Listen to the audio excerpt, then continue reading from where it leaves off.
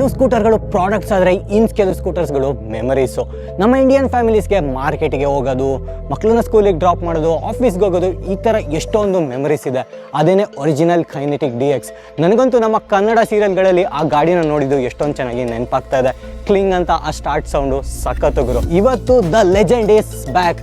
No ಯಾವುದೋ just gimmick, retro gimmick ಅಂತ ಅನ್ಕೊಬೇಡಿ.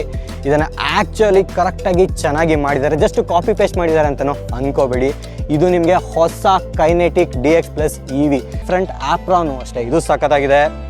ಆಮೇಲೆ ನಿಮಗೆ ಇದು ಪ್ರಪೋರ್ಷನ್ಸೇ ಇರ್ಬೋದು, ಲಾಂಗ್ ಸೀಟು, ಪ್ರತಿಯೊಂದು ನಿಮಗೆ OG ಕೈನೆಟಿಕ್ ಯಾವ ಥರ ಇದೆ ಅದೇ ಥರ ಇದೆ. ಇವಾಗ ಪ್ಯಾನಲ್ಸ್ ಎಲ್ಲ ನೋಡ್ಬೋದು ನೀವು, ಬಿಲ್ಡು ಸಾಲಿಡ್ ಆಗಿದೆ, ಎಲ್ಲೂ ಗ್ಯಾಪ್ಸ್ ಇಲ್ಲ. ಹಾಗೆಯೇ ಸ್ವಿಚ್ ಗೇರ್ಸೇ ಇರ್ಬೋದು ಅಥವಾ ನೀವು ಪೇಂಟ್ ಕ್ವಾಲಿಟಿ ನೋಡ್ಬೋದು, ತುಂಬ ಚೆನ್ನಾಗಿದೆ. ಮೇನ್ ನನಗೆ ಇಷ್ಟ ಆಗಿದೆ ಏನಂದರೆ ಆ ಮೆಟಲ್ ಕ್ಲಂಕು. ಸೊ ಮೆಟಲ್ ಬಾಡಿ ಇದೆ ಇದರಲ್ಲಿ ಕಂಪ್ಲೀಟಾಗಿ. ನಿಮಗೆ ಆ ಪ್ಲಾಸ್ಟಿಕ್ಕು, ಲೈಟ್ ವೆಯ್ಟು ಆ ಥರ ಇಲ್ಲ.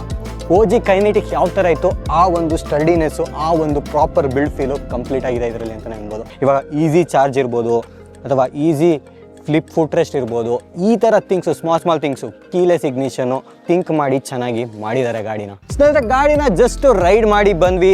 ಇರೋದು ಬಿಗ್ಗೆಸ್ಟ್ ಸ್ಟ್ರೆಂತೇ ಕಂಫರ್ಟ್ ಅಂತ ಅನ್ಬೋದು. ನಿಮಗೆ ಅಪ್ರೈಟ್ ರೈಡಿಂಗ್ ಪೋಸ್ಚರು, ರಿಲ್ಯಾಕ್ಸ್ಡ್ ಆಗಿ ಕೂತು ಆರಾಮಾಗಿ ಓಡಿಸ್ಬೋದು.